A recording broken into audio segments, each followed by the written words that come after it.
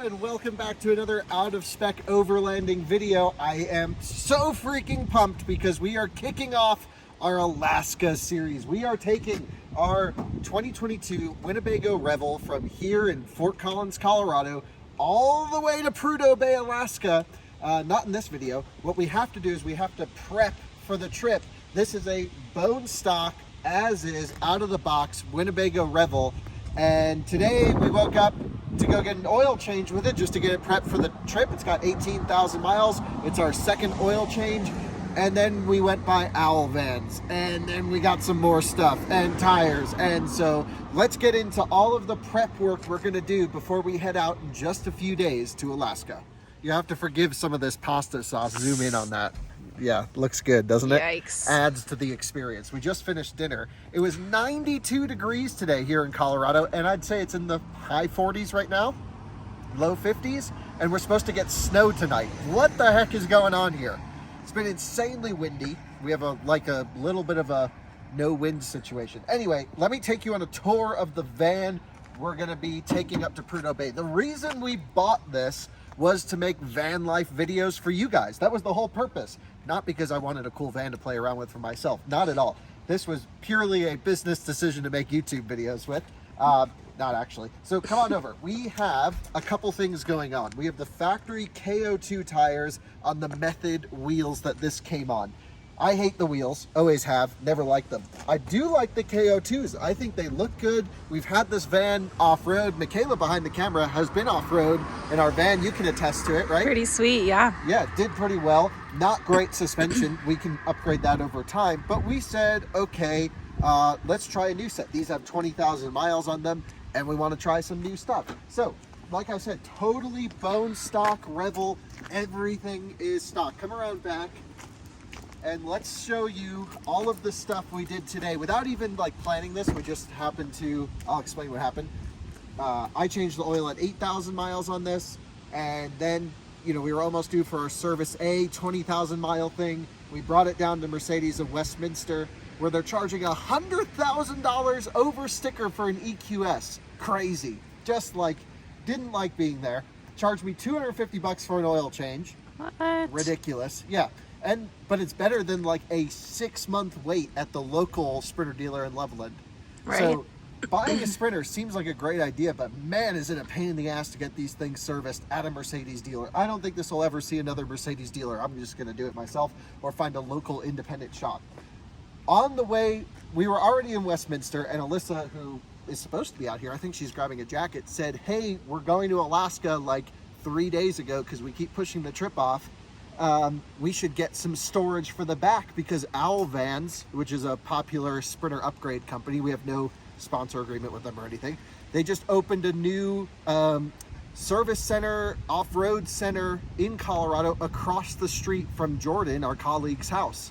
And I had to go pick up our drone there. I said, we'll just go swing by, and I doubt they'll even have anything there. And then they're like, oh yeah, we got all this stuff. So I'm like, okay, well, that sounds like an expensive situation.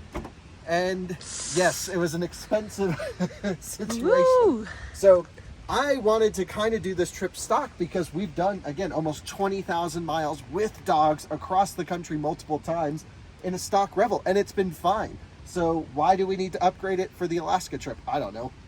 I think part of owning a van's kind of fun to get some stuff. So we're going to pull all this stuff out, put it in the garage, and then kind of take inventory of what we have.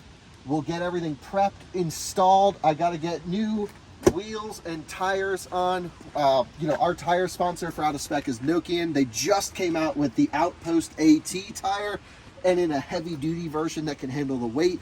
Really excited. Heard some really good independent reviews of these being as good, if not better, than KO2s in certain situations. So I'm really looking forward to doing the back-to-back between KO2s and these. We're going to keep the KO2s on these tires, so if we ever wanted to do an efficiency comparison or a grip comparison, we can just swap the wheels on and off, which really looking forward to it. Of course, they're a sponsor, but I'm also been a fan of Nokian for years, which is why I've pushed them to sponsor us, because it's a brand I really believe in, and I'm glad they're finally coming out with these hardcore tires. I didn't want to mount these onto the stock wheels, and when I was at Owl, I'm like, hey, those really cool looking black Rhino I don't know, army style wheels. They're like, oh yeah, we got a whole bunch. I'm like, great, we'll take 4 of those. So that added up. Then we got these boxes that we're going to put on the back on this Sherpa mount situation. We wanted to get the rear tire carrier with a ladder, but they didn't have it in stock. So I think we're going to order that online for this side. But we got a lot of stuff we have to pull out here. Then what we're going to do is get everything installed, pack the clothes, show you how the dogs are going to work in this. And then, of course, in a future video, we're going to hit the road. But it's upgrade time for our completely stock Winnebago Revel. Well, welcome back. It's been actually a couple days since we got everything installed, and what a process it has been. It's been a lot of trips. It's taken a good solid 2 days to get everything sorted out on the Revel. So let's start here with the wheels and tires, which I am just so in love with. So I wanted to try out these new Nokian Outpost AT tires. These are the LT 245/70R17. So the stock size for the Revel. Now, after thinking about it, I was like, oh, we probably could have gone up a size or two. I've always been a little bit leery about going with bigger tires on the Sprinter, and that's mainly because I love adaptive cruise control and all of the safety features on the van, which don't work if you go with a bigger tire. However, there is a gentleman, I can't remember his name or the info, perhaps we'll do a video at some point in the future, that has put massive tires on this and has like a sensor fibbing kit to keep all of the safety stuff working. And you just do that with the little sensor kit. So next go around, bigger tires. We also put on these black Rhino wheels, which they don't seem like the most premium wheel, but they definitely look awesome. And really looking forward to seeing how these drive. I can say on initial impression already, big difference from the KO2s that this came on. Now, all of the Sprinters are delivered on the stock, I believe, 16-inch wheel with Steelies. Winnebago has a wheel and tire upgrade, which goes with the Method Racing wheels and then the 245/70/17 KO2 tires. We probably should have just gotten the base spec wheel and done this, but these Nokian tires just came out, so it is what it is. Let me talk a little bit more. So, of course, we have the tire pressure set somewhere, I can't exactly remember, in the mid-50s up front and 70 or 71 in the rear. It's a heavy rig, need a lot of pressures. And then take a look at this. We got everything loaded up here on the back, which looks awesome, but what a pain it was to install a lot of this. You see, we asked Al Vans in Colorado to drill this hole for us, and I think they've drilled it in the wrong place, because the only way we could get it to line up on that plate was by having these kind of go at a bit of a weird angle, and I'm a little bit disappointed with that and have to say that just doesn't look very factory, very flush. Everything works as normal, but you can see this bit collides here a little bit, and well, it's just not the ideal situation, I have to say. Anyway, we have this box, which I believe is locked at the moment. Yes, filled with all of the dog food we will be bringing on the trip. Blue and Ellie are inside, and we are just preparing to go. I have stocked this back box here, definitely waterproof, which is nice, with all of the sort of accessories, tools, cleaning supplies, tow straps, everything we could need back here, air compressor, drills, all of my tool kit, hoses, and of course our water filter to fill up the tanks, which is a really great solution right here. And I know we're already going to get comments about this with dog food in it. As soon as we get into bear country, the dog food's going inside. So we're hoping it'll pretty much deplete by that time. And so just to cover that comment for you guys. Okay. Yeah, we are heading up to Alaska, of course. And then we basically had nothing to put on this Sherpa. And what was interesting was I didn't actually originally buy the driver's side Sherpa, but when we went to install the passenger side, I realized they gave us all the wrong mounting hardware for the other side. Again, our experience with Al Vans doesn't seem to be starting off on the best foot here, but basically we had to go back to their location in Colorado, and then I was like, oh, while I'm there, and I just spent an extra 3 hours driving there and back, I'll just pick up the driver's side one because we might want it one day. And man, does it look awesome. And then this one, we drilled our own hole. We did everything ourselves, and it just came out so much better. We tied a Max Trax to it. They do make Max Trax hardware, but that'll do for this trip. Perhaps along the way we can see if we can find the official mount for Max Trax. We also are going to try and swing by and get some additional maybe 1 or 2 gallon diesel cans to mount here, just in case, especially when we're out going through Alaska on that northern section of the Dalton Highway. We're going to need the range. We've also installed this rear step, which is very nice. I don't actually know who makes it. We got it off Facebook in one of the Revel groups. The folks were kind enough to actually just give it to us, which was so nice. And then I put on a little, my trailer hitch doesn't actually fit with this. I need an extension, but this does. Just a nice little tow hook, nothing crazy, but just in case we do happen to get beached, it's just a small place we can pull on. I wouldn't want to pull too hard there just because of how it's mounted to the chassis, but it'll work just fine. Of course, you can see the black Rhino wheels and the Nokian tires on this side. Underneath, I took the stock spare out and we've installed a Method racing wheel with a KO2 tire, one of the ones from our original set. And then I think it's time to go inside to talk with Alyssa about how she has packed the van now that I've taken care of all the exterior accessories. So you want to show us around how you've packed everything up, Alyssa? Sure. Are you gonna film me or am I gonna show them? No, I'll film you. Okay. So as soon as you walk in, we have everything in the refrigerator. So we have some of the dog's food and then some of just our cleaning out our refrigerator so nothing gets nasty while we're gone. Smells like onions. Yeah, we had to take those out. They're pretty ripe.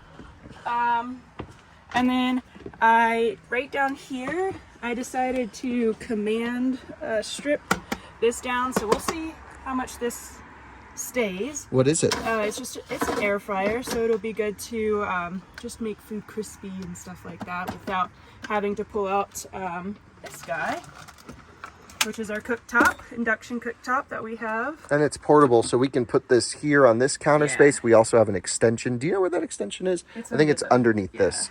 And then we can also use the exterior table. Right. And so up here, we got some stackable storage containers, and this just has anything we need for cooking, our spices and all that good jazz, some dog bones, because always have dog bones. Hey, one thing before we continue, a lot of people have asked, why don't we use the GLSS, that storage pack that goes in the rear? Have you seen those? They like put extra seats in the back and a lounge area. No. And you want to explain why that doesn't work for us? This is why. Right, because we have 2 big dogs and that is their area back there.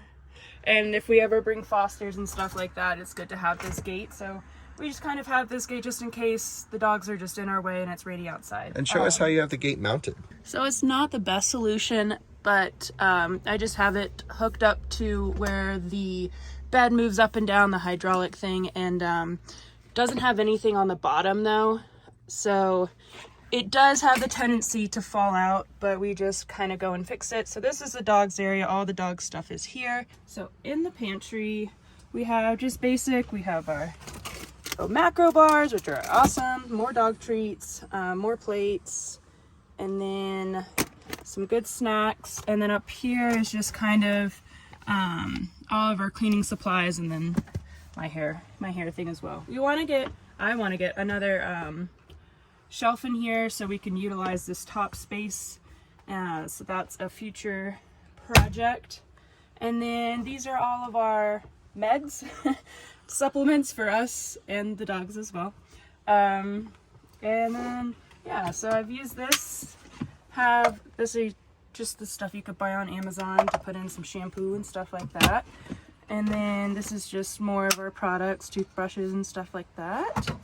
And then down here is where our trash is going to go, but I also did another stackable thing and just have some extra storage down there to be able to utilize more space. But it is not perfect fit.